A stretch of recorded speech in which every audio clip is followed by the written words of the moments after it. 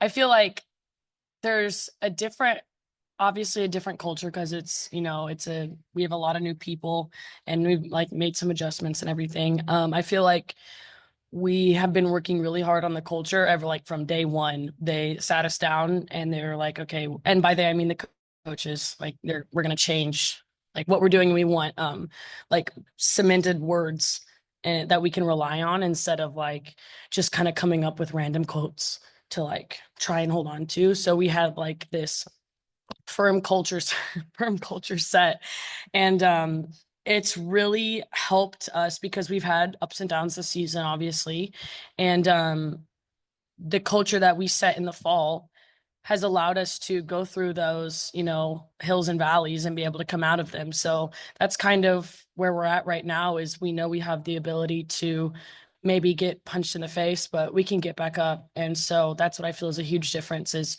our ability to rely on each other and know that the foundation of this program was like built and set in stone instead of just something we try to come up with like on the whim when things start to not go our way. Yeah, I'd probably go like exactly off of what she said, but I also want to add that this team is really confident and we're confident enough to know that if we get punched in the face, we're going to bounce back and we're going to be resilient. And that's one of our core words all year. And so I think just our resiliency has set us apart from last year's team. You said resiliency. What other, I guess, words would you use to describe that culture that you're talking about that y'all built up? It's love, courage, innovation, and resilience. Can you go into that a little bit more on just like what all those, I guess, mean to the team this year? If we go one by one. Yes, we can. Okay. All right. Love is we over me. Courage is we do hard things. Resilience, correct me if I'm wrong also. Innovation is challenging the current, and then resilience. It's just like the confidence to just bounce back after things go wrong. Oh, we cannot be broken. Yeah. We bend but don't break. Yes. That was pretty good. It was very good. Bend but don't break, but there's also a sense of belonging and purpose that is associated with the word resilience. And so it has many meanings to it. That's not my answer. You have the floor. Last thing I'll end on is just you came off the SEC tournament that I mean it's been here before. It has a kind of it already has that postseason feel. What do y'all think that you learned from that weekend or week in Athens? For me, it's just I personally need to be better at kind of controlling the moment. That's what I learned from the last game, and I feel like some of us we just wanted it so bad, and like you get to a point where you want it too bad, and you start to like think ahead, and whereas we take pride in staying present and in the moment, and I personally feel like I definitely can get better at that, and we'll get better at that this postseason, and that will be a difference for the team, and then for everyone else. I think we just got a really good taste of like a true intense postseason atmosphere, like at a neutral site.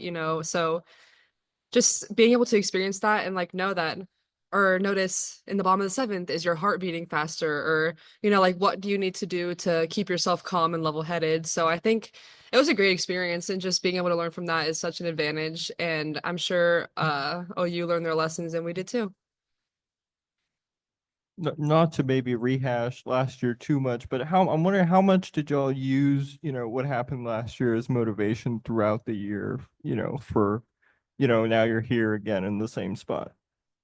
I think we learned from last year, but it's also realizing that we're not that same team. And so not trying to bring it back up too much and just sticking to the present, knowing that last year wasn't us and that, just the ability to come back from that and learn and just be a better team is it's so inspiring. And just for the returners to look back and just see all the progress we've made is just, it's awesome to see. And we're excited to, play our game this year at home with the best fans.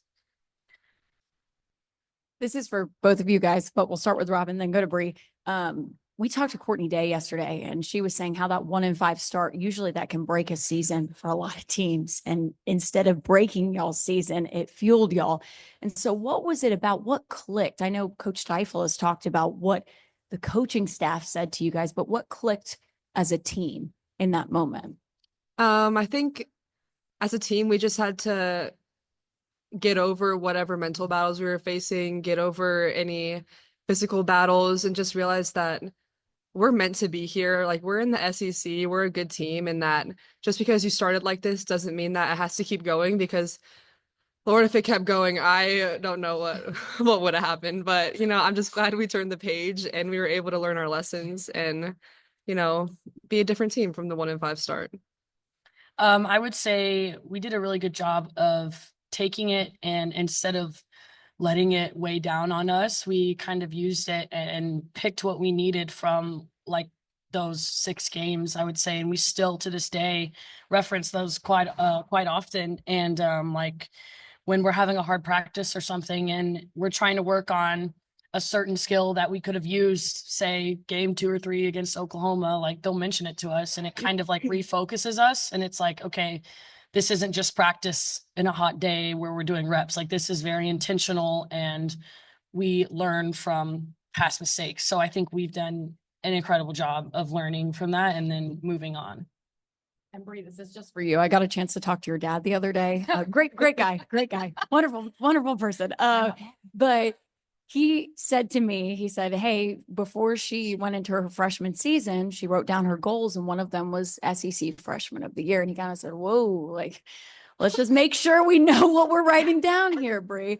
Well, you've done that and so much more. Did you write down goals for this year? Can you share those? I actually did not write down any goals. I have done that the past 3 years. And what I kind of learned over the summer about myself is that I was way too outcome and result oriented. And I feel like I kind of felt like that was stemming from setting these high expectations for myself. So, because I feel like at the end of each season, I felt so down about myself and like, oh man, I had a really bad season. But looking back, like, no, like I had 3 great seasons, and maybe I knew I had more in the tank, but I didn't want to like set myself up for failure. And if I didn't meet those goals, I didn't want to feel like I let the team down or anything. So I'm kind of going with the flow instead of I need to hit 25 home runs, because that's like something I set my sophomore year, like didn't even come close. And so it's just like more focused on the team and like team goals. And we talk about those. We didn't even have to write those down, but like definitely more team focused than individual, like driven. And then for both of you guys, really quickly, this is my last question, but what have you seen from St. Louis on tape so far? I know you guys are very focused on yourselves, but what do you see from them? What do they do well? I mean, any team that is in the postseason is a legit team and a great team. So just because we don't see them, all the time in conference or whatever, doesn't mean it's going to be like a cakewalk by any means. I mean, they won their conference championship, and so like obviously something's working for them, and they're coming off of that pretty hot. And so, for us, because we're the hitters, just kind of focusing on not trying to be too big and not trying to win the game with one swing of the bat. Because like going back to last year, I feel like that's what kind of was our identity last year, was one swing of the bat wins the game. And so now it's just like staying in our process, staying in our focus, and being very intentional with each pitcher. No, I don't. Yeah. Kevin, go ahead. Yeah. Hey, Robyn, for you, curious, how have you seen the pitching staff evolve from the 1-5 start to where you guys are now, coming off of, a really good week, more or less in Athens? Yeah, I think the pitching staff learned a lot how to bounce back, because I feel like with our hot start to the season, we didn't really know what it was like to, like Bri says, get punched in the mouth and have to come back from that. So I think after we had that 1-5 start, we were all like, we need to have each other's backs. We need to work as a staff. And I mean, I think we've grown close together, all 5 of us. And just knowing that if one person isn't getting the job done that day, someone else is going to pick them up. And so just being a very cohesive unit has definitely helped us. Thanks. Dudley, if you have questions for the student athletes, you can go ahead and unmute. Can you hear me?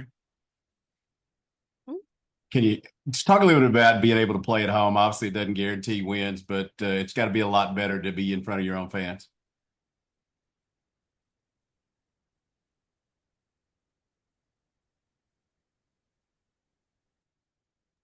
Can you hear me?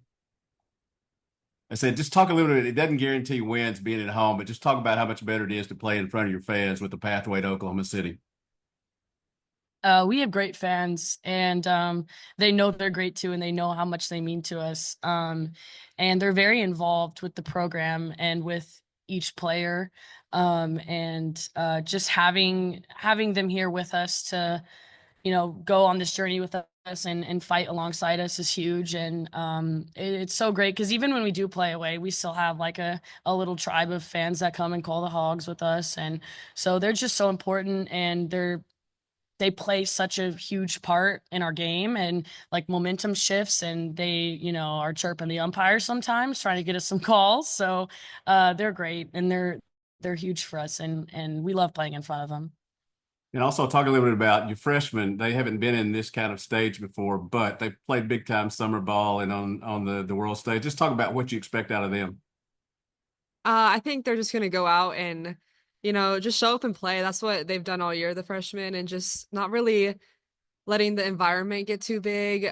Just not really feeling too much pressure, just going out and playing their game. And obviously they come from very high level programs, so this is just another step up for them. But I don't think they're gonna get they're gonna have they're gonna have their nerves with their first postseason, but they'll definitely be able to just settle in quickly and perform like how they always do. Thank you. All right, Eric, we'll wrap up with you for the student athlete. Yes, for both players, starting with you, Robyn, describe each other as a teammate. Robyn, how do you describe Bri Ellis as a teammate? This is a fun question. Bri has kind of been like my rock in the circle, not only like for me, for myself, but for everyone on the team. Like, if she's just such a leader on this team that people look to her in the hard moments, and I look to her in the circle if I'm feeling nervous or if something isn't going on, and she's always in my grill. She always says that she loses her voice after the games just because of how much she's like yelling there for me and just keeping me out of my head, keeping me focused on the pitch. And so even outside the field, she's an amazing friend, and just being able to play on this team with her this year has been such a blessing. And just having her out there with me and just being able to balance and bounce ideas off each other has been just so exciting and fun. Robyn is totally awesome and continues to amaze me each game we play. I totally feel like we're in sync when she's pitching and I'm on first. We have like this, like we actually speak telepathically to each other. And I think every pitch it's like I do a little lap around and I talk to Robyn a little bit, and we exchange looks, and we're like, okay, yeah, we know what's going on. So Robyn and I actually have this like pretty strong connection on the field that I think that not many people really either know about or like talk about when they talk about our team. And I just love that, I can count on her in the big moments, and that she can count on me, and that's so huge and important. And I just love that like we can just be best friends on the field and perform at the rate that the both of us do. And then my last question, how would you both describe of Coach Deifel and her staff getting the most out of you? It seems like you both get better as your careers go on. I think they have a play a role in that. What is it about Coach Deifel and the staff that gets the most out of you? Sometimes I feel like they're in the game with us, like they're playing along with us. And I mean, because Coach Steifel's a pitching coach, so I don't get to necessarily be with her as much. But when I do, it's all positive from her. Now, with that being said, like when we need a kick in the butt, she'll let us know. But I think for the hitters, she just constantly reminds me, trust yourself. And I've had several times the past 2 years where I haven't been feeling myself, and she like reminds me like, you're Bri Ellis. Like there's no like you shouldn't be the one feeling the pressure in the box. And so just hearing that from the pitching side is huge. And then, Coach Gasso and Coach Gibb and Coach Michael, they're so smart, and they do everything they possibly can. They work so hard, endless hours to get us to where we need to go. And just having a special bond with each of them is huge. And they treat us like, family, and we all love each other so much. And so I love this coaching staff for sure. Yeah. Yeah, I would say the exact same thing. I think obviously Coach Difo and I have a great bond because I'm a pitcher and she's, our pitching coach, but I've gotten really close to Coach Gasso and Coach Gibb and Coach Michael, just being able to talk mentality with them, or Coach Gibb's really good at giving perspective if something's bothering me. And so with this staff, I feel like I have very different relationships with all of the coaches, and just knowing that I can go to a certain coach if I'm feeling a certain way, and that it's not only Coach Difel I can go to, and that everyone is going to help me out, regardless if it's Coach Gasso or a hitting coach or, Coach Michael. But I just feel like the staff also being so close with each other has rubbed off on us in the team, and just knowing that we're all kind of one. Like, I agree. It kind of does feel like they're like playing the game with us. So it's a very special group.